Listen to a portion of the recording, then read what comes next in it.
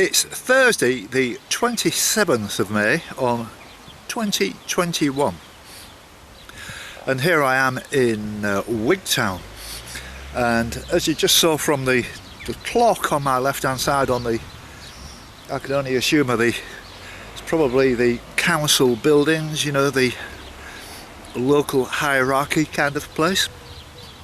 Beautiful building. I've no idea what to call it, but it certainly is. And I'm parked immediately behind me and sitting here just in the sunshine at the bowling club, and I wish I'd have brought my woods with me and I'd have done a few ends with somebody. It'd have been very nice. Quite an interesting night last night. Where to start is difficult.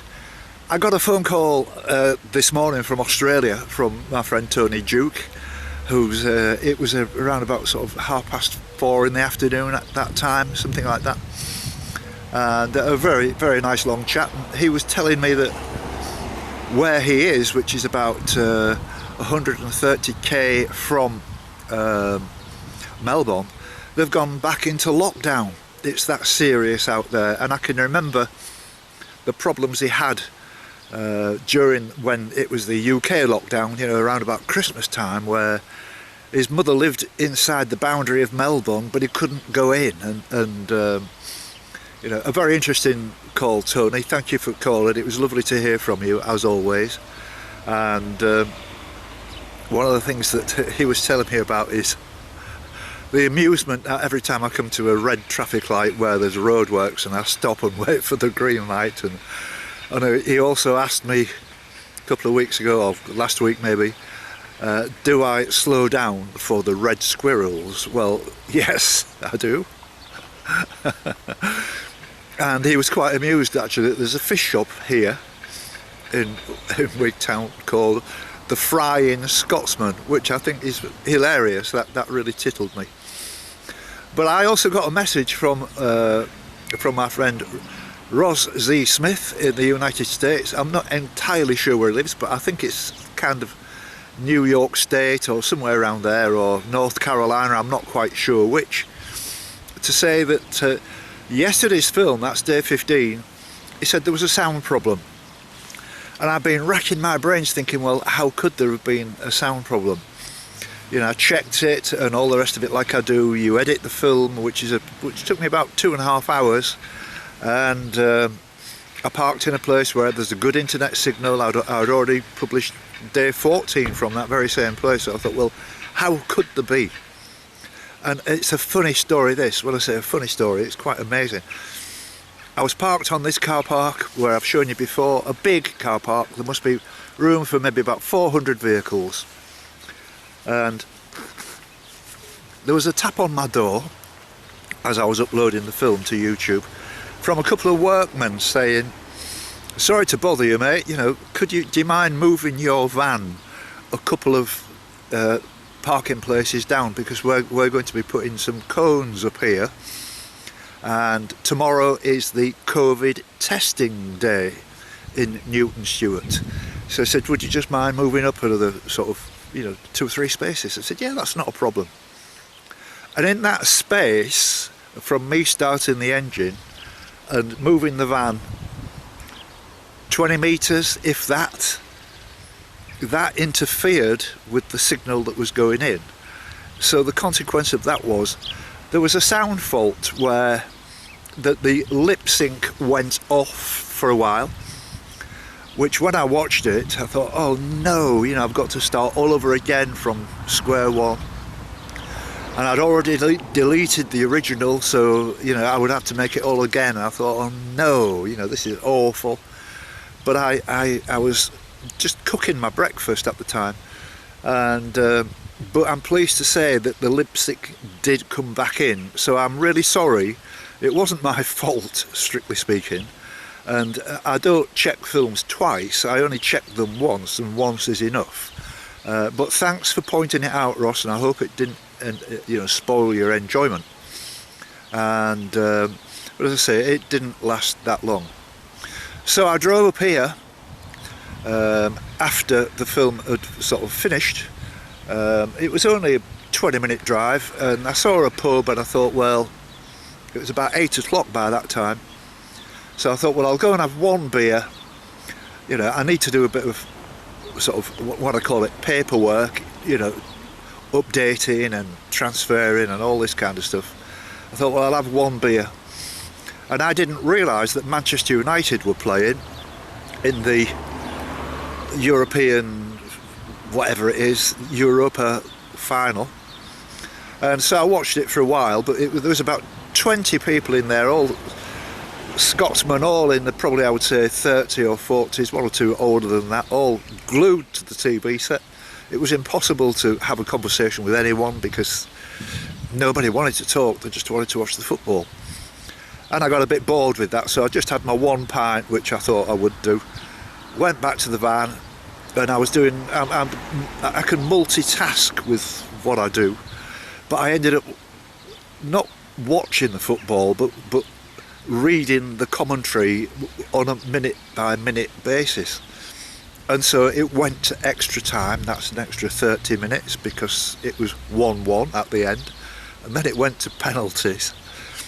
And it was 11-10, Manchester United lost. And the most ridiculous decision I've ever known, they got David De Gea, the goalkeeper, to take the final penalty, and he missed.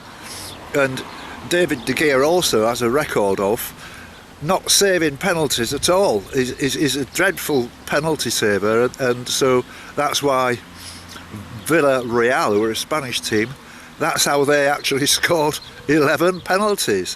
What a bad decision, and I don't know what the manager was playing, like taking Pogba and all these kind of people. Manchester United were absolutely appalling. Now, I live in Manchester. I don't support Manchester United or Manchester City. As you all know, I support Hull City. But Manchester United last night, Hull City could have beat them with one hand tied behind their back kind of thing. They were just absolutely disgraceful. But anyway, so today's walk, I'm walking from here to a place called, I'm not sure whether it was Withorn or Withorn, or I'm not entirely sure. I've had a little ride around the village this morning to see which way out I go, out of this town, and I found that, I asked advice and everything, so I'm all ready to go. Now, I'm wearing a strange attire this morning.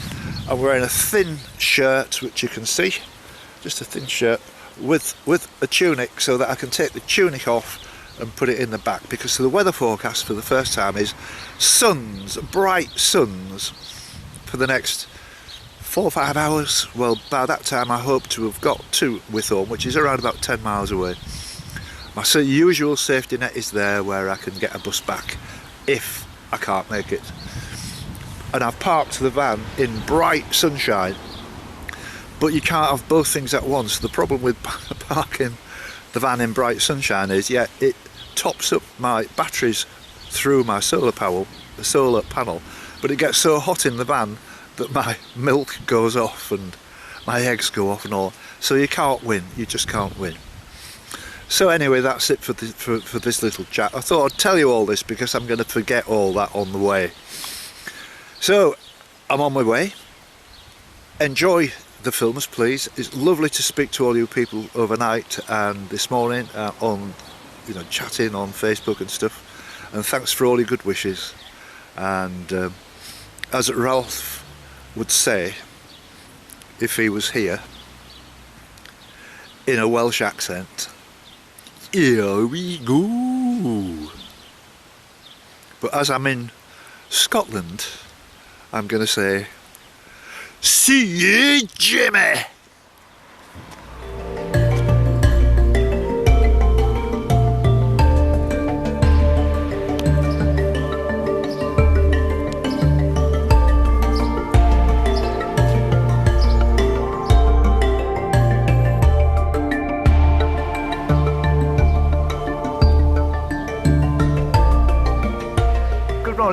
This is Val, and this is the community shop here in Wigtown.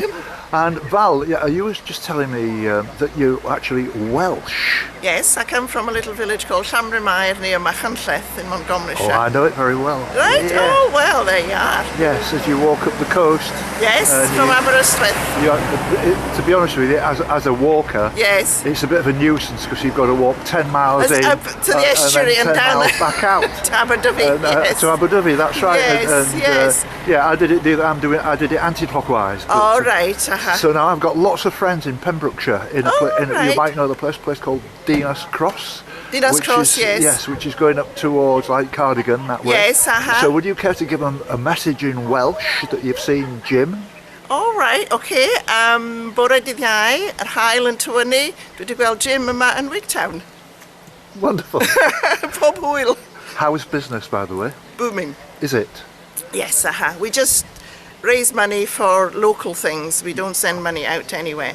So we pay out usually about between £40,000 and £45,000 a year to all the local, the bowling club, the football, the brownies, the guides, the churches, food banks, that's everything. Incredible. But everything is local. That's very good indeed. Yeah, and we don't have overheads of paying anybody.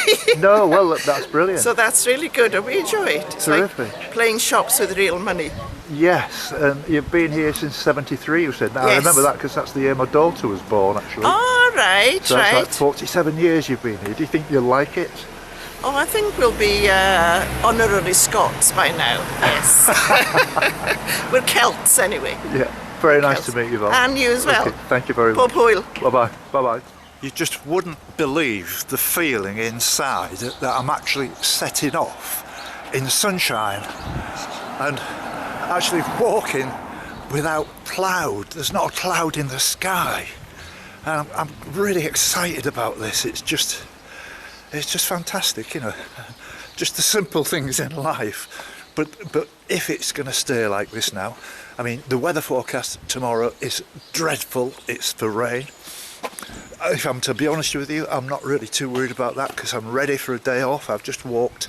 This will be my fourth quite hard day on the trot, and so it's not a worry, and it'll give me a chance to. It means also that I don't have to edit today's film when I get back, so I can be as long as I like, which is one of the reasons I'm setting off late. I can do it tomorrow. There's not that much of a rush. But it's lovely to be out and to be able to just take my time and not have to think about, well, what do I have to do? What do I have to do? So, enjoy this walk. And it's a long one. It's going to be about a 10-miler, but you're in for some treats with the scenery. And I'll see you later.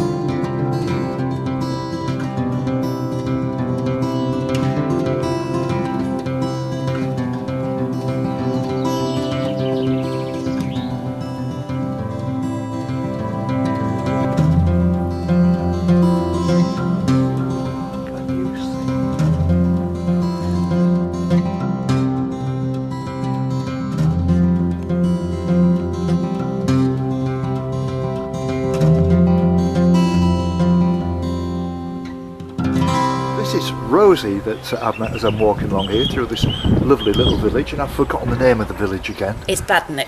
And We've got the whisky distillery down at the end of the road. So. Oh right, okay. And you've got this foundation stone studio and shop. So what's that about, Rosie? It's Fountain Stone, and it's named after my two grandmothers, Yes. whose maiden names were Fountain and Stone. So, and it's my little business where I sell my wildlife prints. Yes. And I've got natural history books and antiques and all sorts of bits and bobs. Is this in line with the fact that like Wigtown is the sort of book centre? Are you on the sort of periphery of that then, or I mean, do you do mail order and all that kind of thing as well? Yeah, so Wigtown is Scotland's national book town, so there's all sorts of bookshops up in town. Yes. Me down here, I'm just a mile out of town, and I Yes. do online sales and things as well. Yes. Lots of us do. And then annually there's the Wigtown Book Festival, which gets thousands and thousands Yeah. of visitors, so that's quite a big thing. That'd for be us. interesting to see that. I've got a friend who lives in Kent. Right. He's an avid reader. My friend Clinton. He'd love to know that. Oh. He's following me around, giving me advice of, oh, there's a good campsite 10 miles ahead, or there's this, or look out for that. You know, the thing is he mentions to me museums and things like that. I just don't have the time to stop, to be honest. No, well, you know, you're walking spoiled for 10 miles a scenery day around here, is a big enough job, Yeah, and sometimes it's a lot further. And since I've been back on this walk this year, my fitness levels have dropped drastically, and I'm 73 now. I started this walk when I was 69, so you know, it's amazing, isn't it? Yeah. But it's been lovely to meet you. I mean, I know you haven't got a local accent. Where are you actually from originally then? Originally from Cambridgeshire, Yes. lived in Derbyshire for about 15 years and Yes. came up here on holiday and never Went well, back. we did go back for 6 months just while we sorted the house and jobs and things out, and then we came. So that was it, about 3 years ago now. So Yeah, well, that's yeah, brilliant. we'd never go back. It's lovely up here. Lovely to meet you. And you. And the funny thing was, as I was walking past, you was putting your seat out, and I nearly clocked you one. Nearly clocked me. I thought, that's a nice welcome. It's been very nice meeting you, Rosie. Thank you you very too. much. Thanks, Jim. Okay, Thank thank you. you. Bye bye. It's 10:15 now, and I'm in a place called Badenoch. I've walked about maybe a couple of miles, and when I say it's a village, it's just one long row of houses, but what wonderful places, bungalows. And I don't know how many years they've been there, but quite a lot. And it's warming up out here now. There's one or two clouds, but not many, and it makes such a massive difference. I know I'm repeating myself. It makes such a massive difference to be out here in this wonderful fresh air and sunshine. And I'm going to strip down a little bit as I move along. There is just a little bit of a breeze. If I pan round, you're able to see things moving, but it's not worth it. Just believe me, there is a little bit of a chilled wind, but it's very slight. And plus the fact that I'm actually walking south today, so when I get to the end of this road, I turn left, and then I'm going to be walking more like down the coast road. And I noticed I couldn't get a shot of it actually, but I did notice earlier, looking at the sea, you couldn't see it because of the mist. So it's amazing, isn't it, how the weather changes so quickly. So I'll speak to you later.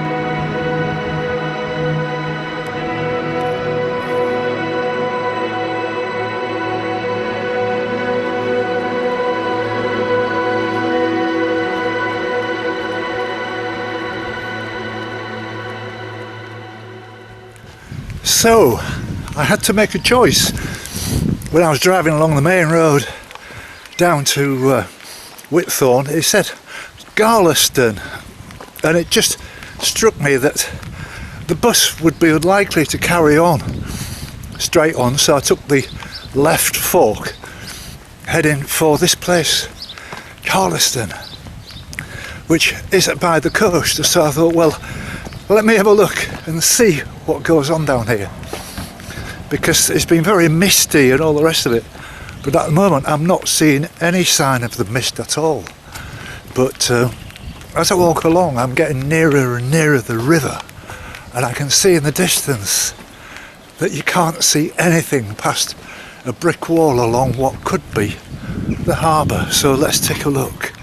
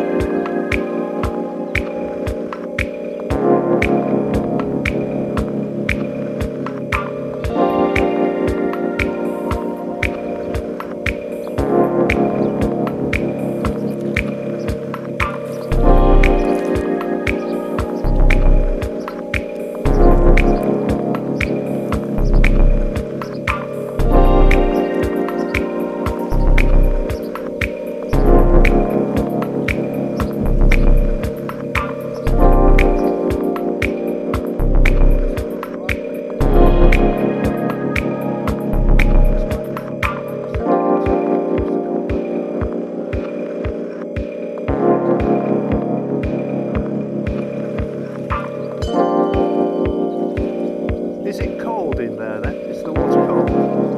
Yes.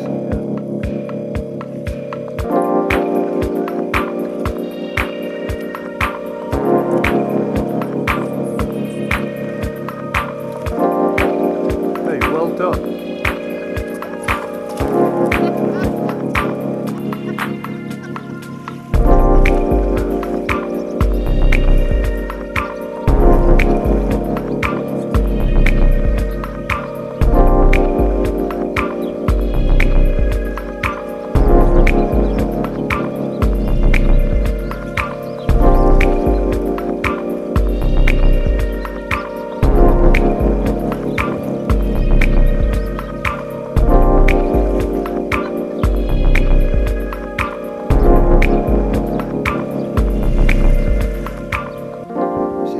And Graham, you're with these lovely people out here. What's the score?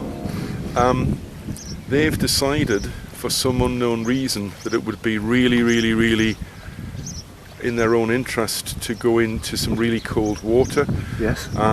They're brave. Yes. Some would say foolhardy. But they need someone on shore in case something goes wrong. And so I've decided to take one for the team and stand on shore. Oh, that's very good. Yeah. That's very good. So with respect, which is your wife then? Well, that's my partner in the bathing costume. Yes. Look, she's waving. Yes. Yes. And she's Jennifer. Yes. And this is Nick and Annette, who are our friends. Yes. Who've graciously allowed us to come up from Newcastle for a couple of days, or come across from Newcastle. That's brilliant.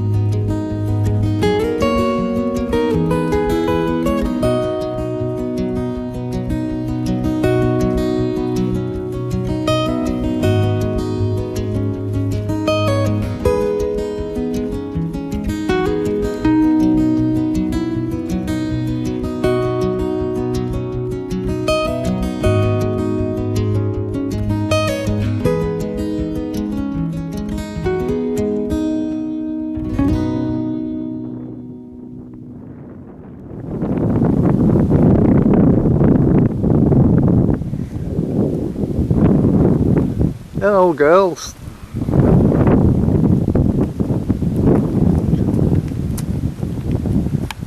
You coming? You come to see me? You're a good girl. Come on then. Hello, fella. Hello. Will you come to see me? Hello, girls. You alright there? Oh, you're beautiful, aren't you? Beautiful. You're good girls. You're real good girls.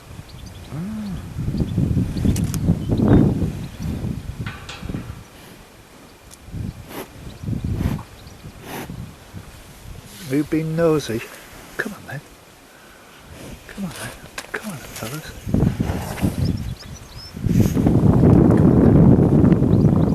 Come on then.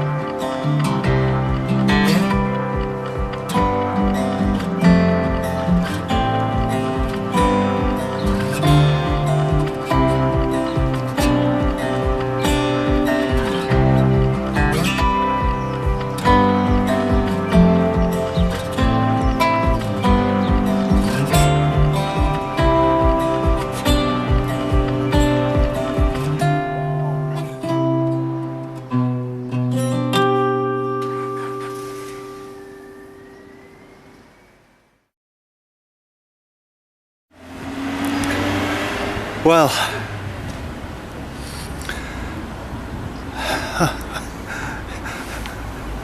cheers.